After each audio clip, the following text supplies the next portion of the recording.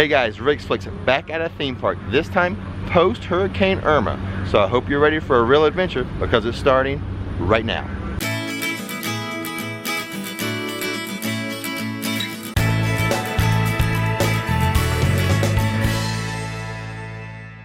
So here is the plan for today. We're going to hit up some of the Disney parks. We're going to hit up Animal Kingdom first.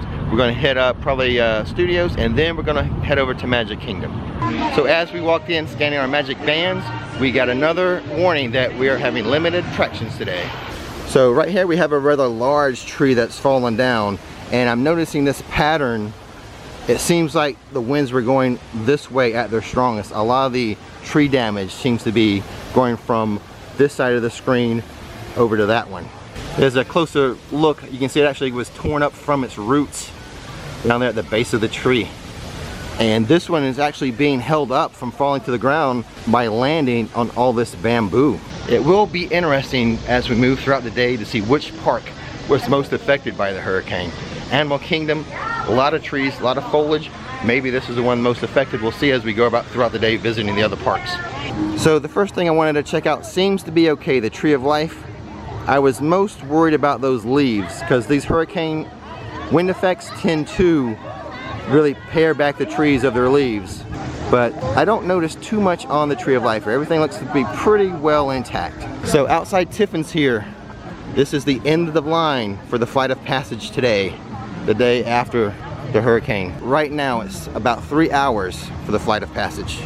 We're not going to hit that up, but we are going to hit up the Nave River ride. So the thing I was most concerned about today was checking out these mountains of Pandora, and everything appears to be okay with them. But here's an interesting fact about these mountains. The foliage that is in there, that is actually real foliage, real life plants. And when they built this to secure the plants, to give them time for their roots to take hold, they actually glued the plants into the mountain. I actually know the guy who part of his job was to procure the glue for all the gluing of the plants inside the mountain here. But the glue is biodegradable, so over time the glue just disappears, but it gives it enough time for the roots to actually take hold in these mountains. So the thing I want to check out about the Nave River ride today is the animatronic at the end. I was getting reports that that animatronic was gone. Now I don't know if that was due to the fact they were having some issues with it, mechanical issues, or maybe they were worried about the hurricane and they wanted to move it to a safer place. So we're going to check out that ride today to see if that last animatronic is still there. Standby time for the Nave River ride is just 25 minutes compared to the 3-hour wait for the Flight of Passage.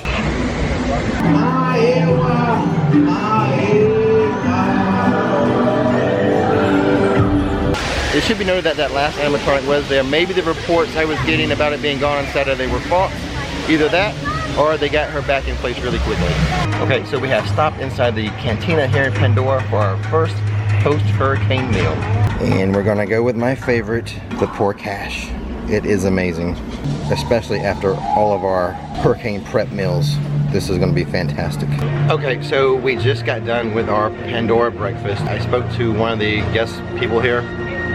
This is the last week they're having breakfast in Pandora.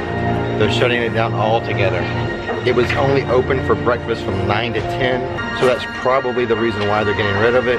But it was my favorite thing to eat here was breakfast. So I'm actually, when we leave, I'm gonna stop by guest services and at least recommend that they move that pork hash onto the lunch and dinner menu. So now that we had our breakfast, we're just gonna walk around Animal Kingdom here, check out the wait times, see what rides are up and running, which ones aren't, and see if we can see more hurricane damage from Irma. See this tree right here where it snapped from the winds. More evidence of Irma here at Pandora and Animal Kingdom. So we had that bit of damage right there with that tree coming down into the otter area. You can see Flick survived the hurricane okay. One thing you have to be aware of with these hurricanes, there's so much water that the ground just gets saturated, and it can be an issue with fire ants coming up to escape the water into your home. So I think Flick has his own home, so he didn't do that. You can see we have a power truck back there, some type of utility truck trying to fix things up. So this is where they're turning us away. Got these people right here stopping us from entering, but also having a good time. And you can see another utility truck back there trying to fix wires or trim trees and such. Hey, they're having a good time though.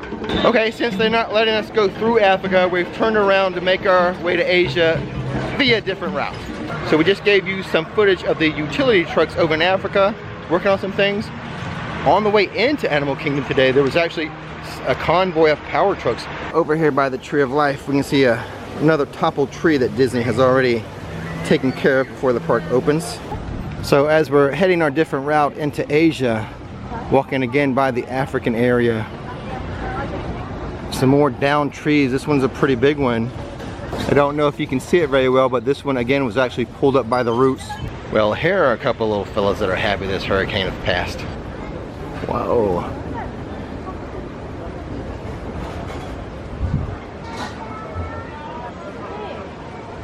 I, for one, am feeling a little bit like that monkey. Being cooped up in the house for 2 days, it feels so good to be out and about in Central Florida again. Here's another one of the Animal Kingdom rides that is shut down for the day, at least the day, the Calais River Rapids.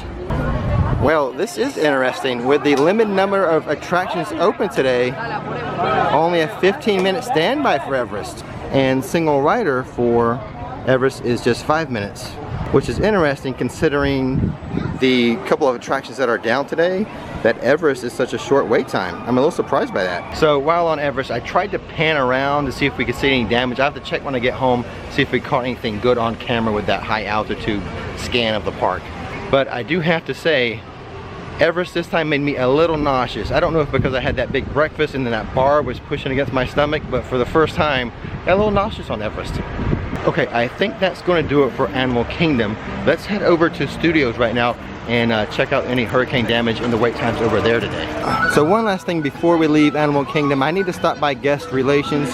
This is the entrance exit area, and over here, right through there, is Guest Relations. I want to mention that pork hash. I'm going to keep that here. That's how much I like that. Okay, so I just learned a very interesting thing at the Guest Relations. Anything you think is a suggestion to make things better, hit up WDW Today on Twitter, and they will reply, and they will shoot that message out to the necessary department. So I'm going to go on Twitter right now and suggest they keep that pork hash on the menu. So I don't know if I mentioned it back there in the park, but that WDW Today Twitter account is the only social media account at all that Disney will reply to.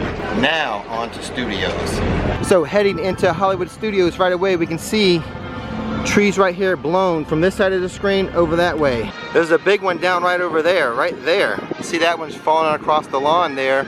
So as we get past security, come in and we can get a closer look at this tree over here that's fallen very near the Hollywood Studios sign. We're getting here just in time for the March of the First Order. Let's go check it out.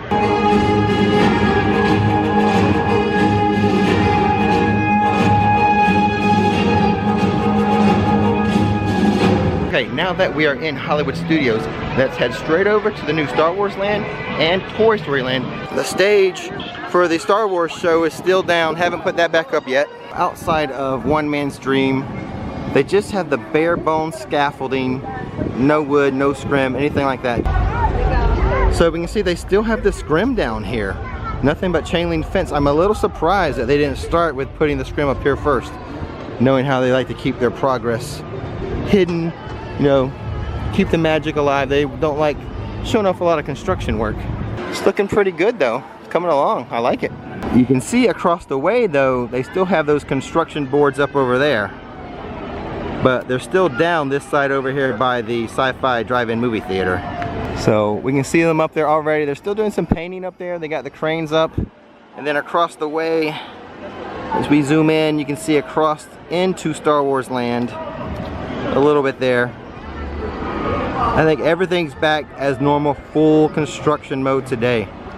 They even boarded up those buildings there, the doorways, the windows for Hurricane Irma. They have yet to take those down yet. So you can see right through there all the cinder blocks they used to brace those walls. Let's just give you another shot of Grand Avenue with all the scrim down. Even with all this construction, Studios is still my favorite park. Mainly due to Rock and Roller Coaster, Tower of Terror, which we'll check the wait times for those today, by the way, and the Sci-Fi movie theater. So when they have this park completed with Toy Story Land and Star Wars Land, Oh my God, I can't imagine how much this will be my favorite park. From Grand Avenue into the new Star Wars land, we can see the entrance wall right there. Should be pretty grand once it's all completed. So it's interesting, we're inside Pizzeria Rizzo right now having lunch, and there's actually a family in the back. I don't want to film them, but it looks like maybe they're homeschool children because the mom's back there and they're doing all type of homework and studying.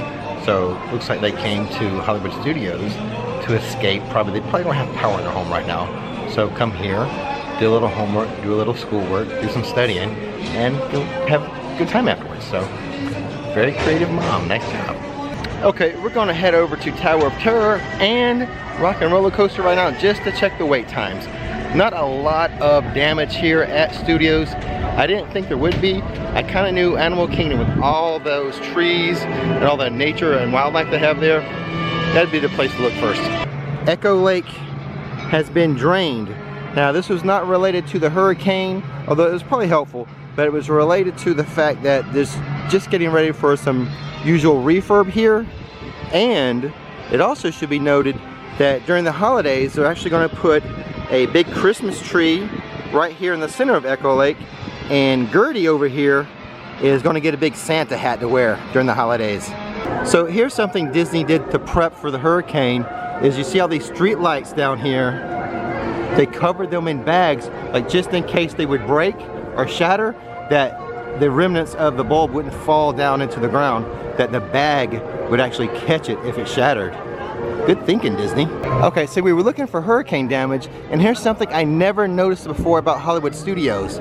You see this cable line that is meant to be like it's for the trolley? So all down this road, you have this cable line, and it leads to a cart over there, and the cart is actually themed to be a trolley. I never noticed the trolley line that goes to the trolley cart kiosk. So here's the sales kiosk that looks like a trolley cart, and then you can see all the trolley lines up here. So clever, I've never noticed that before. To be honest, it's not as busy at this park as I thought it would be. I thought with all the pent-up demand for Disney, all the people being stuck in hotel rooms and homes, that maybe the park would be a little more crowded at this point.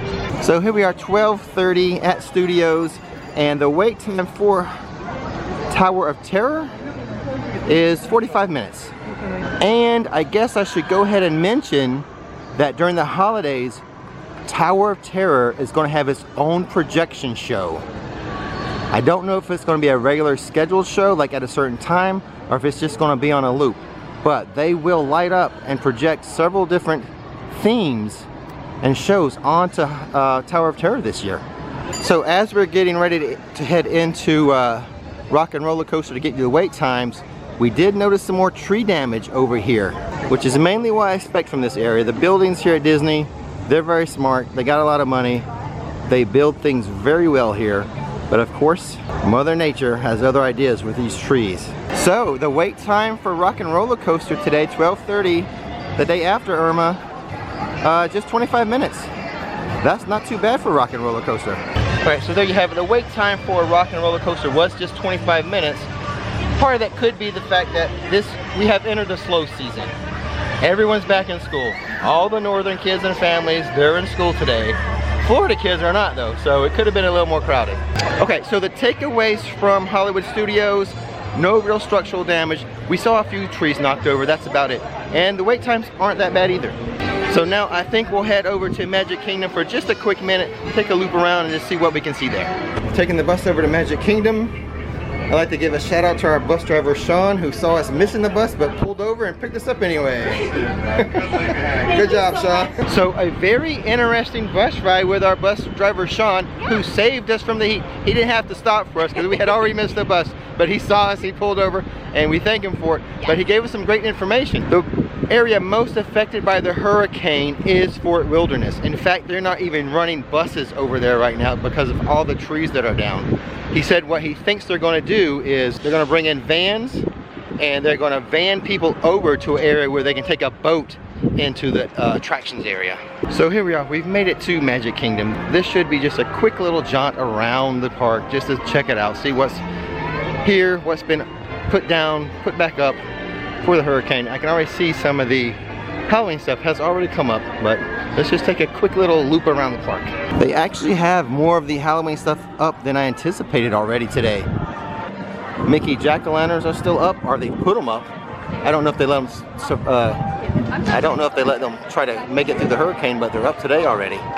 So you can see they even have the holiday garnishment up here still. I don't think they kept that out during the hurricane. I cannot imagine that sticking around with those winds that we had. Over here on Main Street, we can see the lower scrim is still up and the upper scrim is still removed from preparing for the hurricane. Cinderella's castle appears to be all intact. All the spires are up, all the flags are hanging today. So it looks like business as usual at Cinderella's castle. Sorry, from this angle, there's one there, right over there. And that tree is blown over a bit. I think that one can still be saved if they just pull that one back up though. I think it'll work. Inside Magic Kingdom, we just learned that the train is closed right now. And also Jungle Cruise is going to be closed for a week. Because that's the area of the park where you can ride around and really see a lot of the nature and the trees and such. So I'm sure there's a lot of cleanup they have to do in the Jungle Cruise and around the train track area. We are right by the Starlight Cafe, Cosmic Rays. And we're going to head up towards the castle this way because we have a couple of downed trees, some really big ones that have been knocked down. Let's go check them out. Theme park ducks playing Frogger.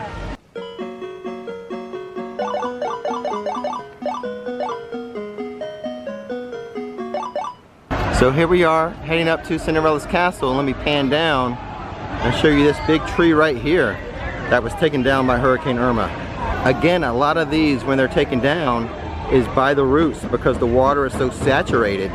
Another tree heading up to the castle area. This one with the limbs broken.